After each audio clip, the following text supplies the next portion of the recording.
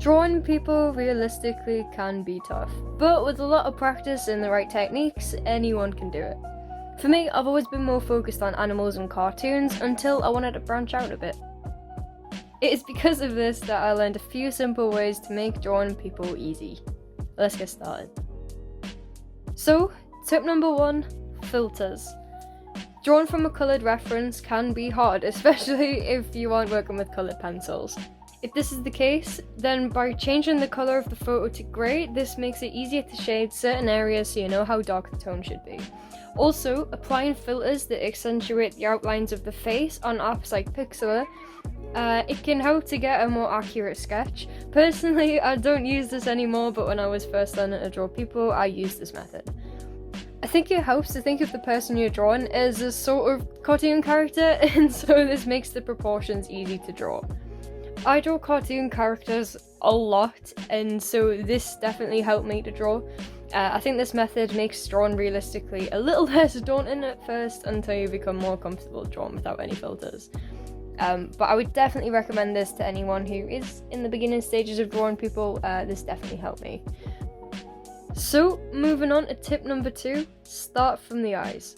Now, this may sound strange to a few people, but no matter what I'm drawing, I always start with the eyes and build around.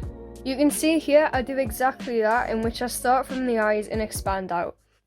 I think the eyes are the most important part of the drawing, as we are drawn to those features first, and because these are drawn first, it ensures there's enough room for other facial features and means nothing is being squished within the outline of the face that a lot of people tend to draw first. I don't like this because I find if you spend so much time on the outline and then the eyes somehow don't fit within it, you've got to redo the whole thing and it just seems a bit stupid. I like drawing the things inside of the face first because these are the most detailed parts. The outline doesn't really matter as much. Tip number 3, shading. When drawing people, shading is a hugely important part, as mentioned in the intro, and this is what builds the facial features. When shading, it's important to understand how dark you want your drawing to be, so that you don't have, for example, extremely dark hair and a light coloured face. I recommend using a HB for general shading, and then about a 5B for the darkest areas. I never realised this before I started drawing people, but having these different grades of pencils is actually really important, as it really adds depth to the drawings. And I know this might seem really normal and such a well-known fact to a lot of people, but I didn't know this. Also, when shading facial features, it's important to avoid just drawing a line and then smudging it. It ruins the smoothness of the drawing, and I think lightly shading in small side-to-side movements is much better. I see a lot of people doing this and they end up having like a really harsh nose or like a really sort of harsh chin, and it's not sort of shaded and it doesn't look as realistic. And if you're really going for kind of like the realistic look, try and avoid doing this. Try and avoid drawing with your smudger. I know a lot of people do that too. Just light shading, even cross-hatching, that sort of thing. That's great for shading facial features. I don't know if this actually makes any sense, but it does to me. Tip number 4 is measure.